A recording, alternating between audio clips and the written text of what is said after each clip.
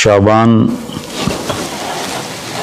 سے پہلے ہی اللہ کے نبی جب رجب کا مہینہ آتا تھا جو اس سے پہلے گزرا ہے تو اس میں یہ دعا فرمایا کرتے تھے، اللہم بارک لنا فی رجب و شعبان وبلغنا رمضان، یا اللہ ہمارے رجب اور شعبان میں برکت عطا فرما اور ہمیں رمضان مبارک نصیب فرما۔ تو ان 2 مہینوں میں گویا آپ رمضان کی تیاری شروع فرما دیتے تھے۔ عربی زبان ایسی ہے جس میں کوئی لفظ بیکار کا نہیں ہے، بے معنی نہیں ہے۔ جس ہم کہتے ہیں چائے وائے روٹی شوٹی پانی وانی کھانا شانا، تو یہ شانا وائے یہ سارے وہ الفاظ ہیں جن کا کوئی مطلب نہیں ہے۔ عربی میں ایسا نہیں ہے، اس کے ہر لفظ کا بلکہ ہر حرف کا مطلب ہے۔ شعبان ایک مہینے کا نام ہے، لیکن شعبان کو شعبان کیوں کہتے ہیں کہ اس مہینے میں عرب چارے پانی کی تلاش میں نکلتے تھے۔ شعب کہتے ہیں متفرق ہو جانا، بکھر جانا، پھیل جانا۔ تو اس میں عرب چونکہ صحرا ہے، یہ عجب ملک اللہ نے بنایا ہے، یہ جزیرۃ العرب، جزیرہ نما، اس کے 3 طرف سمندر ہے، ایک طرف خشکی ہے جو اردن کے ساتھ شام کے ساتھ جا کے ملتی ہے، عراق کے ساتھ، اور 3 طرف سمندر ہونے کے باوجود یہاں دریا، ایک دریا نہیں، اتنے بڑے ملک میں پاکستان سے 5 گنا بڑا ہے اور ایک دریا نہیں، اور اتنی تھوڑی بارش ہوتی ہے۔ جزیرہ نما جو ملک ہوتے ہیں وہاں تو بارشیں مسلسل ہوتی ہیں اور دھڑا دھڑ ہوتی ہیں، لیکن اللہ نے یہاں کے پہاڑوں کو اس طرح سے ڈیزائن کیا ہے کہ بارش کی ہوائیں اس سے ٹکرا کے واپس ہو جاتی ہیں۔ اللہ نے اس خطے کو لک و دک صحرا بنایا، آج بھی صحرا ہے بہت، الربع الخالی، یعنی 1/4 حصہ سعودی عرب کا خالی پڑا ہوا ہے، اس کا نام ہی ہے چوتھائی خالی حصہ، وہاں زندگی نشو و نمائی نہیں پا سکتی۔ تو عرب کا جو جغرافیائی ایک تھا سٹرکچر، اس میں وہ کسی ایک جگہ رہ نہیں سکتے تھے، چند ایک شہر تھے جو آباد تھے، باقی وہ ہر وقت وہاں پانی ہے تو پورا قبیلہ وہاں چلا جاتا تھا، پھر پانی ختم ہو گیا، پھر پانی پہ لڑائی جھگڑے، پھر کسی اور جگہ پانی کا سراغ ملا وہاں چلا گیا۔ تو پانیوں اور چارے والی زمین کی تلاش کے لیے شعبان میں یہ نکلتے تھے، اور پھر آ کر اپنے سردار کو خبر دیتے کہ وہاں چارہ ہے، وہاں پانی ہے، پھر پورا قافلہ موو کر کے وہاں چلا جاتا تھا۔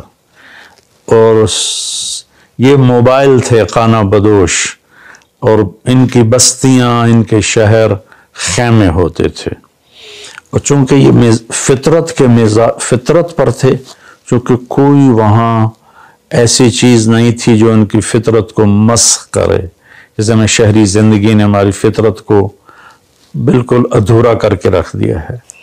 ہم نے آج تک چمکتا چاند نہیں دیکھا، تاروں بھری اندھیری رات نہیں دیکھی، ستاروں کی مسکراہٹ نہیں دیکھی، سورج چاند کی خوبصورت نورانی ہم نے اس کی شعاعیں نہیں دیکھی، کرنیں نہیں دیکھی۔ تو وہ لک و دک میدان تھا۔ افلا ينظرون الى الابل کیف خلقت، اب اس ماحول میں رہ کر آپ اس آیت کو سمجھے۔ اونٹ ان کی سواری تھی تو اللہ فرماتا ہے اے اونٹ تو دیکھو کیسے بنا ہے، کس نے بنایا ہے۔ وَإِلَى السَّمَاءِ كَيْفَ رُفِعَتْ، جب تم صحرا میں سوتے اور اوپر تاروں بھری رات ہوتی ہے یا 14ویں کا چاند ہوتا ہے، یہ کس نے اوپر کھڑا کر دیا؟ وَإِلَى الْجِبَالِ كَيْفَ نُصِبَتْ، یہ تمہارے چاروں طرف پہاڑ ہیں کالے سیاہ، یہ کس نے کھڑے کیے، کیسے کھڑے ہو گئے؟ وَإِلَى الْأَرْضِ كَيْفَ سُطِحَتْ، اور یہ زمین بچھونا کیسے بن گئی؟ اس میں تم سفر کرتے ہو، ہم نے آپ تمہارے لیے زمین کو سکیڑ دیا۔ تو وہ یہ کلچر تھا عرب کی بود و باش اور تہذیب کا کہ یہ موبائل رہتے تھے۔ جب ایک جگہ بستی آباد ہوتی تھی تو جو فطرت میں ہوتا ہے نا، اس میں مزاج عشق بہت طاقتور ہوتا ہے، اس لیے عربی شاعری کو کوئی نہیں پہنچ سکا آج تک۔ عربی شاعری کو مزاج عشق میں، حس لطیف میں، حالانکہ وہ ان پڑھ تھے لیکن ان کا شاعر کھڑا ہوتا تھا بغیر تیاری کے 100 شعر فی البدی پڑھ دیتا تھا۔ فی البدی سے مراد ہے سبحان اللہ، پہلے سے کوئی تیار نہیں کیے ہوتے تھے، بس کہتا تھا اور کہتا چلا جاتا تھا۔ تو عشق و محبت بھی عرب کا عشق زنا سے پاک تھا۔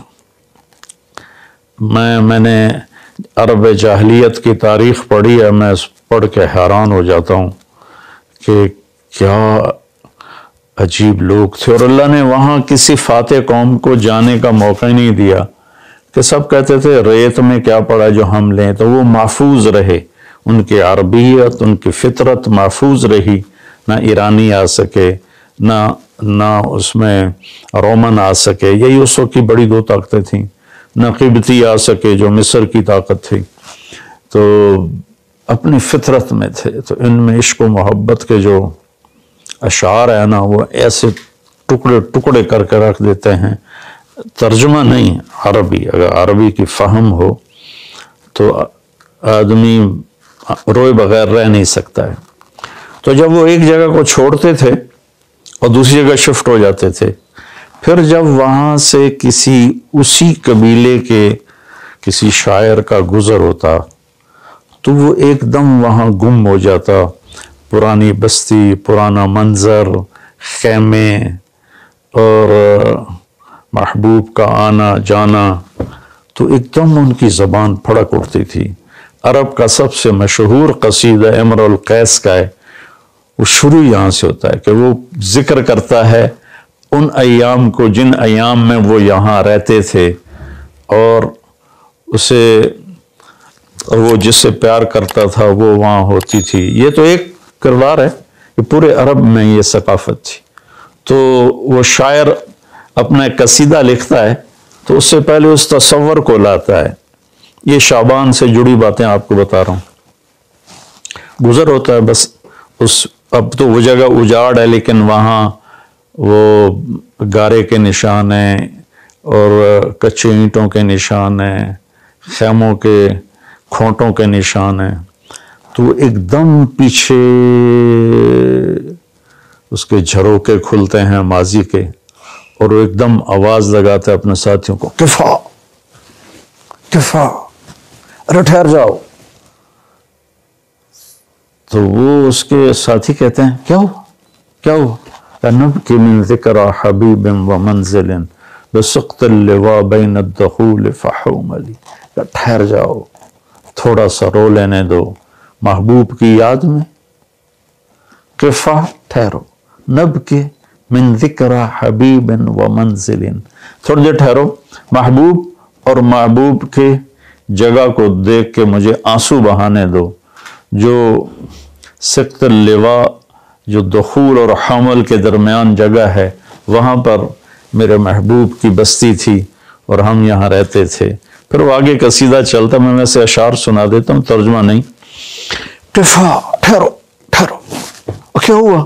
کنب کے رونا ہے، من ذکر حبیب و منزل، عشق پر، معشوق پر، جگہ پر، اور پھر یہاں چھوڑ جانے پر۔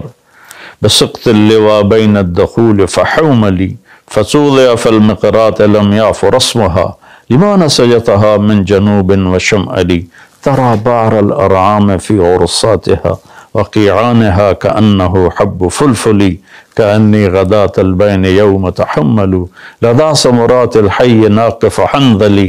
میں اس کا ترجمہ کرتا ہوں، وہ کہتا جب وہ قافلہ وہاں سے چل رہا تھا اور سارے جا رہے تھے اور شفٹ ہو رہے تھے اور میرے جانے کی کوئی ابھی سبیل نہیں تھی، تو میں ان کو جاتے دیکھ کر میرا حال وہ تھا جو حنظل، اس کی مثال میں دوں گا، ہماری عورتیں پیاز کاٹتی ہیں نا تو اس سے ایک گیس نکلتی ہے جس سے آنسو نکلتے ہیں بے تحاشا، جیسے کوئی بہت ہی رو رہا ہو۔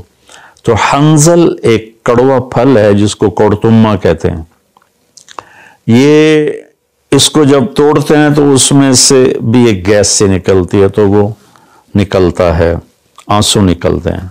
تو اتنی خوبصورت تشبیہ لایا ہے۔ اس نے یہ نہیں کہا کہ جب وہ جا رہے تھے اور میرا محبوب میری محبوب بھی جا رہی تھی تو میں رونے لگا، نہیں، کأنی غدات البین یوم تحمل، جس صبح جدائی ہوئی اور انہوں نے رخت سفر باندھا اور چلے، لدا ثمرات الحی ناقف حنظلی، مجھے یوں لگا جیسے میں کیکر کے ساتھ بکھری ہوئی حنظل کوڑتمے کی بیلوں سے کوڑتمے توڑ رہا ہوں۔ تو جو عرب کی تہذیب کو جانتا ہے تو وہ تو اس کا مزہ لے گا کہ کوڑتمے توڑتے ہوئے کتنا آنسو نکلتے ہیں۔ پھر وہ اس کو تھوڑا پھیلاتا ہے کہ میرے رونے پر رحم کھا کر وقوفم بہا صحبی علی مطیہم، میرے دوستوں نے اپنی سواریوں کو لا کے کھڑا کیا۔ یقولون لا تہلک اسم وتجملی، ارے بھائی نہ رو، صبر کر۔ اور ان پاگلوں کو کون بتائے وَإِنَّ الشِّفَاءِ عَبْرَةٌ مُحْرَقَةٌ فَهَلْ عِنْدَ رَسْمٍ دَارِسٍ مِّن مُعَوَّلِ، میں انہیں یہ بتانا چاہتا ہوں کہ مجھے رونے دو، کوئی رونے والا بھی لاؤ جو میرے ساتھ روئے یا مجھے رولائے کہ میری شفا رونے میں ہے۔ فَفَاضَتْ دُمُوعُ الْعَيْنِ مِنِّي صَبَابَةً عَلَى النَّحْرِ حَتَّى بَلَّ الدَّمْعُ مَحْمَلِي، بس پھر میرے آنسو ساون بھادوں کی جھڑی بن گئے اور میں اتنا رویا کہ میرے اونٹ کا پالان بھی سارا تر ہو گیا۔ شعبان کے مناسبت سے میں نے تھوڑی آپ کو عرب کی تاریخ بتائی ہے، عرب کی تہذیب بتائی ہے، لیکن اس میں جو کہنا تھا وہ یہ تھا کہ شعبان رمضان کی تیاری ہے، شعبان رمضان کی تیاری ہے۔ تو اس میں میرے بھائیو، ہم اگر کوئی کبیرہ گناہ میں ہیں تو توبہ کریں، چھوڑنے کی کوشش کریں یہاں تک کہ رمضان تک بالکل چھوٹ جائے۔ کسی سے لڑے ہوئے ہیں تو منانے صلح کی کوشش کریں یہاں تک کہ رمضان تک صلح ہو جائے۔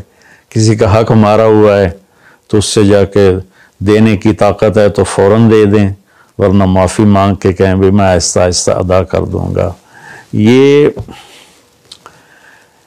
رمضان سے پہلے رمضان کی تیاری، رمضان میں انٹر ہونا ہے کبیرہ گناہوں کو چھوڑ کر، لوگوں کے حق تلفی کو چھوڑ کر، گالی گلوچ کو چھوڑ کر، ظلم و ستم کو چھوڑ کر، اور رشوت، چور بازاری، کھوٹ، اس کو چھوڑ کر۔ بھائیو، اللہ کی قسم اٹھا کے کہتا ہوں، حرام میں کچھ نہیں رکھا، گناہوں میں کچھ نہیں رکھا، اور اللہ کی قسم اٹھا کر کہتا ہوں ساری بھلائیاں، ساری خوبیاں میرے اللہ اور اس کے رسول کی اطاعت میں ہیں۔ اللہ کے واسطے ہم باقی گناہوں سے بھی توبہ کریں اور فرقہ واریت سے بھی توبہ کریں۔